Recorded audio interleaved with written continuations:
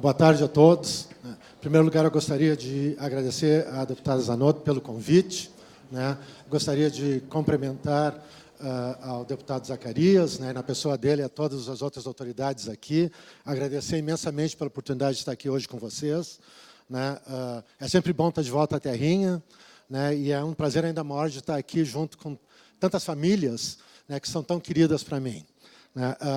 Eu tinha planejado falar muito mais do que 10 minutos, certamente passarei de 10 minutos, mas, de qualquer maneira, eu vou pular uma série de coisas, porque a maioria das informações que eu ia começar diz respeito ao diagnóstico e à prevalência do autismo. Eu acho que todos nós que estamos aqui estamos bem familiarizados com isso. Então, vamos tocar adiante. Eu, com o maior prazer, discutirei isso se houver alguma pergunta depois. Acho que é importante a gente começar a falar sobre mitos. Existe um dos grandes mitos, é o mito da epidemia do autismo. Mas como é que nós passamos, quando eu terminei minha residência, no século passado, havia um autista para cada 15 mil crianças. Hoje existe, de acordo com o CDC nos Estados Unidos, um autista para cada 59 crianças. Se nós usarmos a prevalência da Organização Mundial de Saúde, são 1 para 100. Então, se nós utilizarmos a prevalência mais global da Organização Mundial de Saúde, nós estamos falando de mais ou menos 2,1 milhões de crianças autistas no Brasil. E, na realidade, não houve nenhuma epidemia de autismo. O que houve foi uma expansão diagnóstica, deixa eu só voltar aqui, uma expansão diagnóstica que começou a partir da metade dos anos 90, que nós passamos do DSM-3, que definia autismo como ausência de comunicação, ausência de interação social, ao DSM-4, que definia autismo como déficit na qualidade da interação social, déficit na qualidade da comunicação. Então, não existe nenhuma epidemia. Isso eu já falei para vocês, a última prevalência de 2014 é de 1 para cada 59 crianças nos Estados Unidos. Infelizmente, nós não temos nenhum estudo de prevalência grande aqui no Brasil. Existe um único estudo de prevalência que foi feito num bairro de uma cidade do interior de São Paulo, feito por pessoas de altíssima qualidade, mas é um estudo bastante pequeno, que deu uma prevalência de 0,3%. Então, na realidade, por alguma razão aqui no Brasil, nós teremos um fator protetor de autismo, mais de 3 vezes menos do que a população em geral do mundo. Acho que é pouco provável, nós precisamos resolver esses números. Isso aqui é simplesmente uma explicação de por que houve esse aumento da prevalência do T, como eu já expliquei para vocês, parte disso se deve à expansão diagnóstica, 30%, mais ou menos 16% a influências sociais, ou seja, o fato que nós moramos cada vez mais perto um dos outros, e a gente acaba falando um com o outro e encontra famílias com autistas, 11% que são...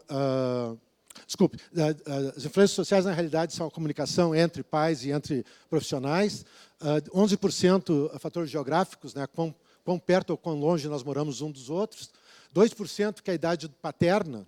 Hoje se identifica claramente que a idade paterna é um fator de risco para o autismo.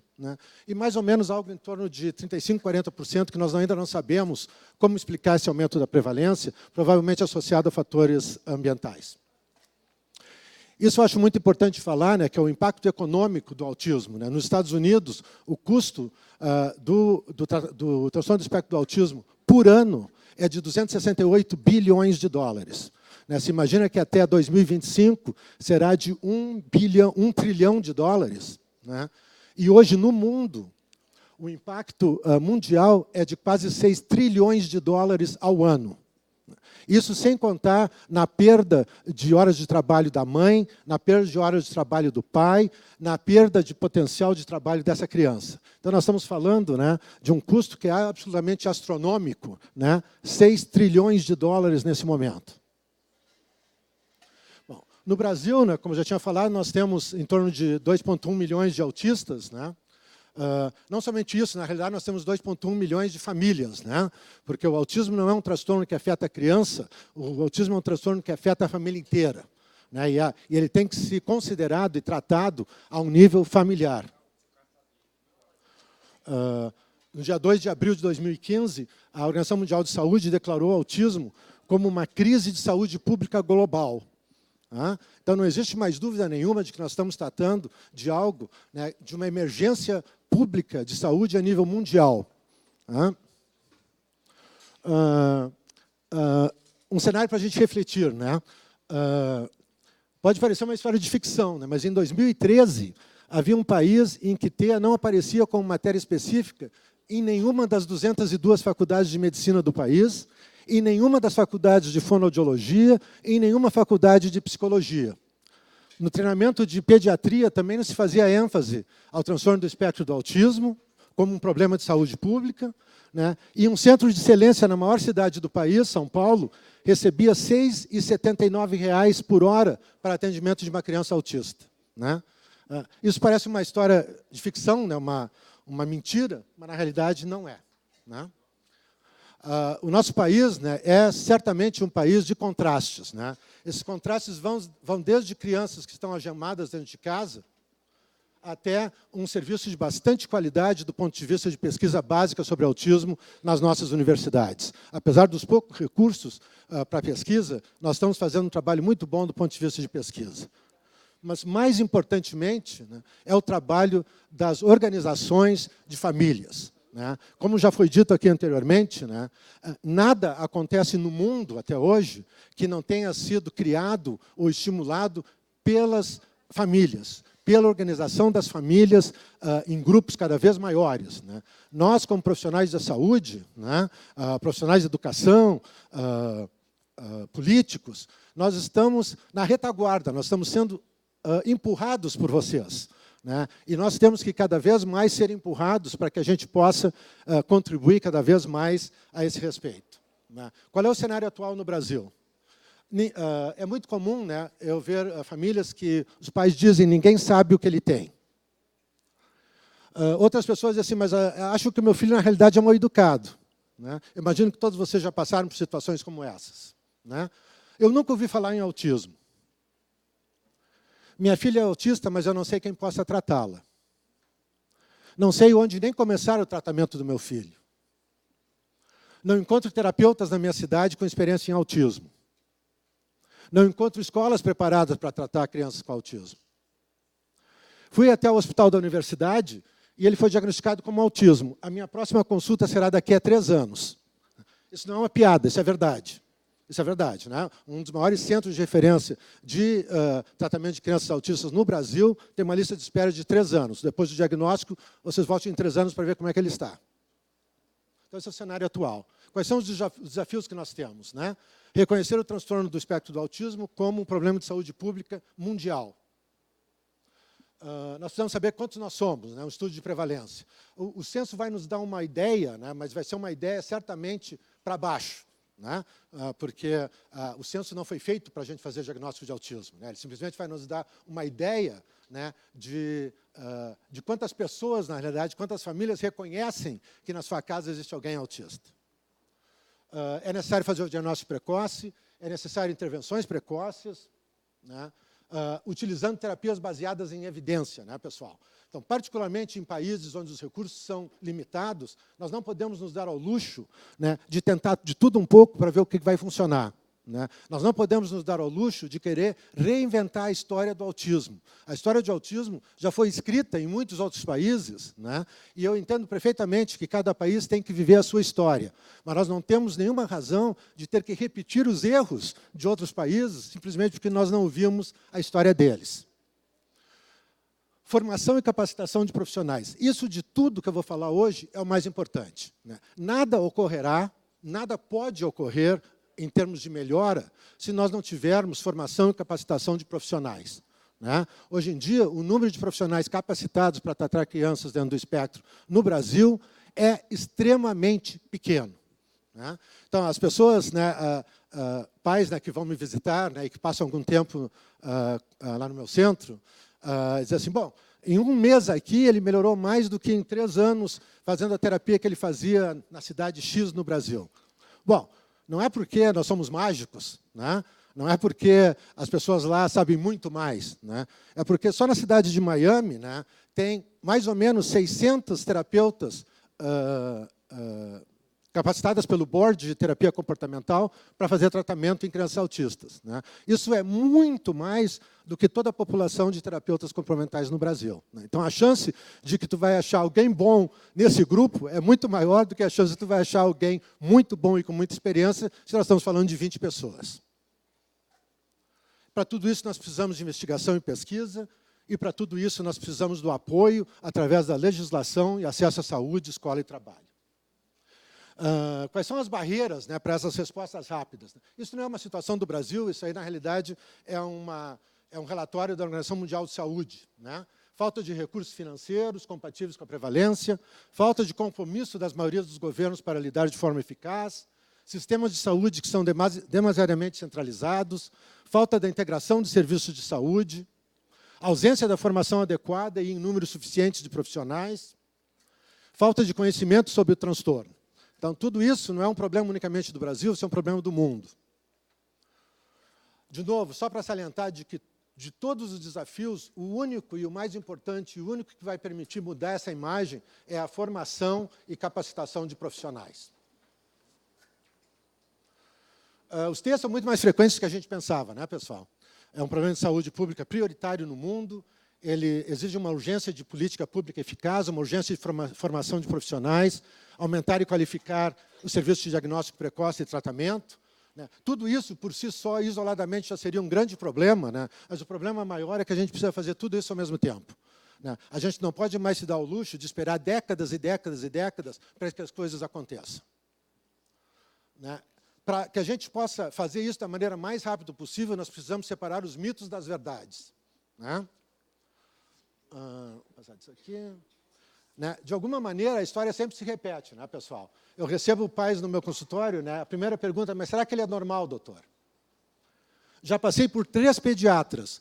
Um me disse que ele não tinha nada, outro que meninos falam mais tarde do que meninas, para esperar até os 3 anos, e o último sugeriu que talvez eu devesse marcar uma sessão com um psicólogo, porque eu estou muito estressada, né? Todos vocês já passaram por isso, com certeza, né? Mas eu li na internet que as vacinas. Mas a gente sabe que cada criança se desenvolve... Que cada criança se desenvolve a seu tempo próprio, não é, doutor? A verdade é, não é, doutor, né? Essa história de que cada um é cada qual, né, que eu ouço muito, né? Cada um é cada qual, né? O primo em 2º grau do namorado da vizinha do lado da minha casa começou a falar com 6 anos de idade, né, doutor? Então, por que eu devo me preocupar se o meu filho tem 4 anos e não fala nada? Porque a gente se lembra do primo em 2º grau da namorada da minha vizinha, exatamente porque isso é tão raro que ficou guardado na memória da gente. Então, essa história de que cada um é cada qual não é verdade. Existem variações dentro da normalidade do desenvolvimento, mas existem marcas claras do que é normal e anormal. Indicações absolutas, né? Crianças que não balbuciam aos 12 meses, crianças com ausência de gestos aos 12 meses, ausência das primeiras palavras aos 16 meses, ausência de 2 palavras juntas espontâneas aos 2 anos de idade, e qualquer regressão de linguagem ou de qualquer tipo de desenvolvimento em qualquer idade, tá? Então, isso aqui não é ponto de discussão, né? Isso aqui é aceito em todos os países do mundo como fatores de risco que precisam serem referidos imediatamente ao cuidado de especialistas, tá? Então, eu entendo perfeitamente que nós não podemos exigir que médicos de atenção primária de saúde ou pediatras façam um diagnóstico de autismo em todo mundo, né? Mas a gente deve exigir que quem está na trincheira identifique sinais de alerta, né? E que, com isso, possa referir essas crianças para um atendimento adequado, né? As vacinas, né? Vacinas causam autismo. Quem é que acha aqui que vacinas causam autismo? Muito bem. Esse aqui é um estudo antigo, né, do Canadá, mostrando que em Montreal, à medida que aumentava a prevalência de autismo, a prevalência de vacinação permanecia exatamente a mesma. Esse aqui é o último e final, se Deus quiser, o último estudo a ser feito sobre autismo e vacina, né, feito na Dinamarca esse ano, em que eles estudaram todas as crianças da Dinamarca entre 6 e 9 anos de idade, e compararam quantas delas eram autistas em relação à imunização com vacinas ou não. Não houve absolutamente nenhuma diferença, né? Nós estamos falando, toda a população de um país foi estudada, né? Não existe mais dúvida nenhuma que vacina não tem nada a ver com autismo. mercúrio causa autismo? Também não, né? Eu vou passar rápido porque são coisas que... existe um leque grande de opções terapêuticas, né, doutor? Né? Dietas, medicina ortomolecular, terapia comportamental, fono, oxigênio hiperbárico, ozônio, né? CBD, né? Canabinoides. Mas que mal faz estar aberto a tudo, né? Eu ouço isso muito, pessoal, né? Como a gente não sabe a causa e como a gente não sabe nada sobre tratamento, então que mal faz a gente tentar de tudo um pouco, não é, doutor? Bom, o problema é assim, a gente sabe muito sobre a causa, né? A gente sabe que autismo é geneticamente predisposto em 90% dos casos e ele é herdado dos pais 88% das vezes. Tá? Então, a gente sabe claramente qual é a causa do autismo. Né? Quanto ao tratamento, nós sabemos claramente quais são os tratamentos que funcionam e quais os que não funcionam. Então, quando a gente diz que não faz mal nenhum, isso está errado, né? Porque isso leva a perda de tempo, perda de esforço, perda de recursos, perda de motivação das famílias, né? Como já foi colocado anteriormente aqui. Por que a gente deve usar ciência? Porque ciência funciona, né? Não existe nenhuma outra razão, né, pela qual a gente usaria achados científicos, né, para tratamento. Né? Então, especificamente se tratando em relação a terapias de modificação de ABA, né, de Applied Behavioral Analysis, análise aplicada do comportamento, isso está mais do que comprovado cientificamente como sendo eficaz. Né? Esses são 2 estudos que foram feitos pelo Centro Nacional de Autismo, né? Um estudo que revisou toda a literatura de língua inglesa de 1957 a 2007, e outro estudo que revisou toda a literatura de língua inglesa de 2007 a 2017. Né? Toda a literatura que citava autismo nesse artigo foi revisada, né? E no primeiro estudo se identificaram 361 estudos que eram cientificamente bem feitos o suficientes para serem considerados válidos. Né? Desses estudos, né, surgiram 11 tratamentos estabelecidos, ou seja, comprovadamente eficazes do ponto de vista científico, 22 emergentes, que a gente ainda não tem estudos suficientes, e 5 tratamentos não estabelecidos. Na segunda fase do estudo, né, em 2015, os tratamentos reconhecidos já eram 14. Né? Desses tratamentos reconhecidos como cientificamente eficazes, dos 14, quase todos eles estão relacionados a algum tipo de tratamento de terapia comportamental. Tá? Então, não existe mais uma dúvida, né, de se isso funciona ou não. Né? Infelizmente, né, aqui no nosso país, a gente acabou de ser informado, né, sobre um informe, uma revisão que foi feita a pedido de um juiz por um grupo que se chama NAT, que eu acho que é um grupo de suporte, né, ao Poder Judiciário, em que eles revisaram toda a literatura do mundo a respeito de autismo e chegaram à conclusão que não existe prova científica de que nada funcione. Tá? Essa é a conclusão. Não existe prova científica de que nada funcione para autismo. Tá? Foi publicado agora em junho de 2019. Né? E, a partir disso, né, a maioria das companhias de seguradoras estão começando a negar tratamento, porque agora elas têm uma coisa comprovando que nada funciona no mundo. Né? Esse trabalho de revisão, ele usa como referência 6 artigos. 6 artigos. Tá? Bom, entre os tratamentos estabelecidos, eu quero chamar muita atenção da importância da capacitação de pais. Capacitação de pais é hoje reconhecido como cientificamente comprovado como eficaz. Tá? Então, não se aceita mais hoje terapia de nenhum tipo em que não exista capacitação e participação dos pais.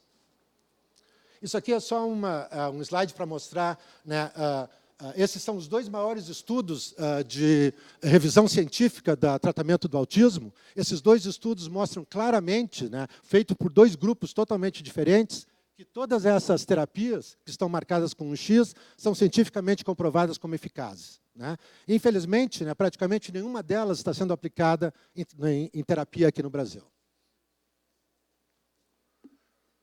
Obviamente, tem tratamentos não estabelecidos. Né? Eu acho que todos nós entendemos que dar choque elétrico numa criança autista provavelmente não vai ser útil. Né? E, obviamente, outras coisas, né, que a gente ouve falar muito no dia a dia, que também não tem absolutamente nenhuma comprovação científica de que funcione. Bom, o autismo tem cura, doutor? Mas ouvi falar que o oxigênio hiperbárico, ouvi falar que a ozonioterapia. Recentemente, ouvi falar que o MMS, que é basicamente soda cáustica, cura autismo. E, quem sabe, as dietas. Nada disso funciona, pessoal. A discussão se existe cura ou não existe cura para o autismo é uma discussão filosófica. Existe um grupo grande aqui de especialistas que diz que, uma vez autista, sempre autista. E existe um outro grupo grande aqui de especialistas que acreditam que uma porcentagem pequena de crianças dentro do espectro, em torno de 5% das crianças, sai do espectro. Esses grupos têm brigado, uma briga de belezas, por muitos anos. Então, para a gente resolver isso, o que aconteceu? Se criou um novo nome. Agora, em vez de dizer cura, a gente diz resultado ótimo.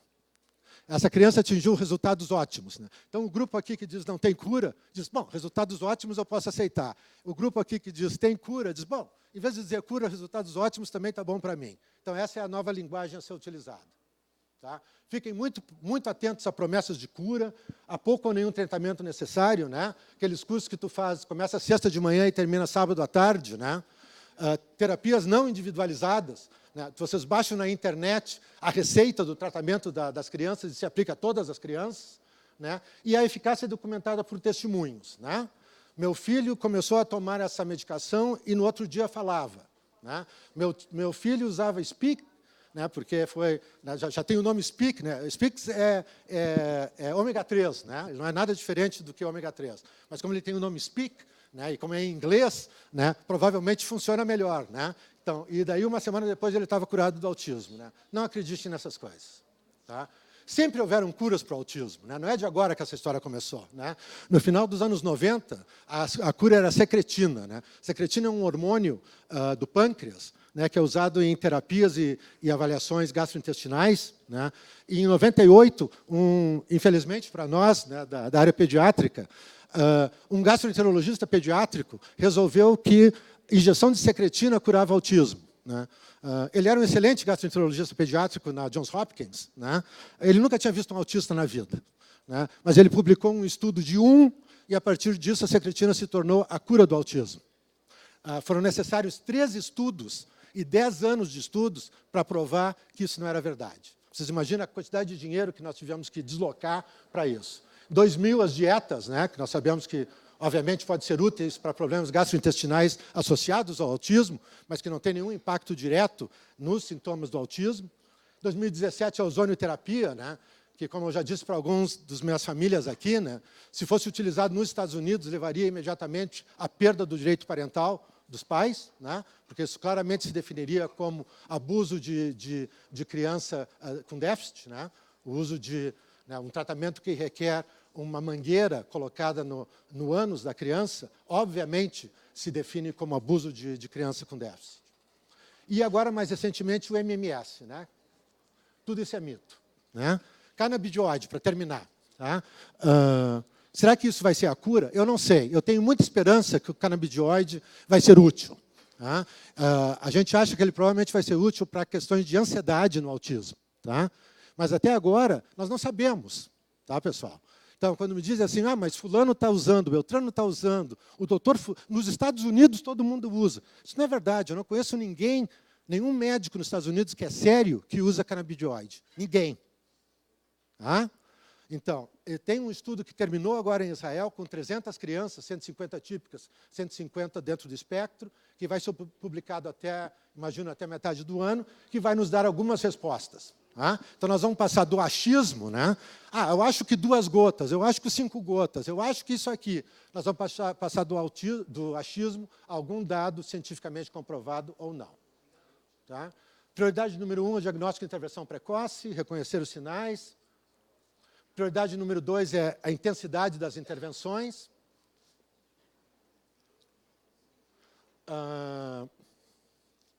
Por que a gente deve intervenir precocemente? Porque isso causa uma economia enorme de recursos, tanto para famílias como para o Estado. Eu trago aqui só um exemplo do estado do Texas, em que o custo de tratamento do TEA pela vida de uma criança excede $2 milhões. Por outro lado, fora isso, 11 milhões de dólares durante a vida dessa criança em custo de educação especial. Se essa criança for tratada de uma maneira adequada e intensiva por 3 anos, ao custo de $25.000, a chance de que ela vai se tornar uma criança muito mais funcional é grande, e nós vamos estar economizando por criança $2 milhões. Né? Então, se nós temos 2 milhões de crianças no Brasil, vocês imaginem, né, qual é a diferença que nós vamos ter em termos de diminuição de custo. Isso aqui é só para lembrar que existem, obviamente, outros métodos de intervenção que são extremamente úteis, né, no tratamento do espectro, né, como fonoaudiologia, terapia ocupacional, etc. Tá? Esse aqui é o meu time de terapeutas, né? Eu ponho isso, né, simplesmente para dizer para vocês, né, que faz muita diferença a qualidade de treinamento das pessoas. Né? Existe uma diferença muito grande, pessoal. Né? Eu costumo dizer assim, né, quem aqui já ouviu falar sobre floor time? Muita gente. Né? O Dr. Stanley Greenspan, um psiquiatra infantil, né, criou esse método mais naturalístico, né, de intervenção. Né? Eu vi o Stanley aplicar esse método numa criança. Né? Ele fazia chover para cima. Né? Por outro lado, né, eu também vi pessoas que fizeram o curso de floor time de sexta de manhã a domingo de noite e se tornaram especialistas em floor time. Bom, essas pessoas, né, elas estão, na realidade, causando um dano. Né? Primeiro, porque elas não estão fazendo nada. Segundo, porque elas estão custando dinheiro para as famílias e para o país. Tá? Isso aqui é só para lembrar que, apesar do time de terapeutas, a parte mais importante do time é a família. Tá? O envolvimento familiar é certamente a prioridade talvez mais importante de todas, né? Porque nada ocorre sem ela. Tá? Isso aqui é só para fazer uma homenagem, né, a algumas das famílias que têm feito trabalhos absolutamente espetaculares aqui no Brasil, né, que passaram do que eu digo do luto para a luta, né, algumas criando projetos, né, ou planos de treinamento para profissionais de saúde pública, né, para treinamento de pais, né, alguns colocando a palavra autismo na mídia. Né, nós todos sabemos que né, existe uma quantidade muito grande de pessoas muito famosas no Brasil, tanto do ponto de vista artístico quanto do ponto de vista político, né, que têm crianças ou filhos ou netos dentro do espectro e que absolutamente se negam a revelar isso, né, quando isso podia ser de grande utilidade para nós todos. Esse aqui é a última família que eu vou mostrar para vocês. Né, é uma família de São Paulo. Né, esse aqui é o Rafa, essa aqui é a mãe dele, a Alessandra. O Rafa foi um dos meus primeiros pacientes no Brasil. Né, ele foi a primeira criança que apareceu numa capa de uma revista nacional, de tiragem nacional, falando sobre autismo. Né, isso foi em 2007.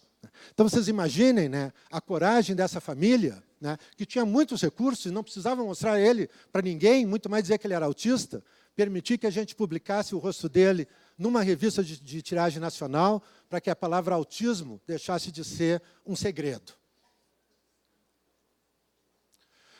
O transtorno no Brasil ainda é um quebra-cabeça, né, que tem muitas peças a serem montadas. Né. Na minha opinião pessoal, eu acho que é absolutamente necessário que a gente pense o autismo como algo que precisa ser planejado em nível de saúde e educação como uma unidade. Ele não pode ser simplesmente um problema de saúde ou simplesmente um problema de educação. Né. Isso aqui eu não vou passar porque está em inglês, né, 1 minuto. Esse é o Andy Shi, é o vice-presidente de ações globais da Autism Speaks, que é a maior organização de autismo do mundo. Né. E ele teve o carinho de me mandar isso ontem de noite, quando eu fiquei sabendo dessa lei que foi... não é uma lei, né, desse parecer que foi publicado a respeito de que nada funciona para autismo. Ele gravou 1 minuto de vídeo para nós, né, para dizer que isso é absolutamente contra tudo que se conhece no mundo hoje em dia. Né? Então, eu não vou passar para vocês porque vai gastar tempo, né, eu já passei do meu tempo. Greetings. Tá? Mas ele vai estar à disposição, o meu vídeo, Senior Vice President of Public Health Inclusion.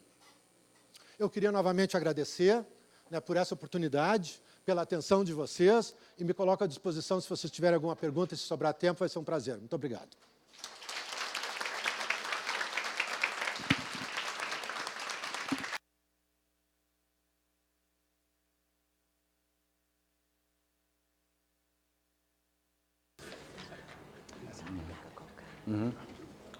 Parabenizo o senhor pela brilhante exposição.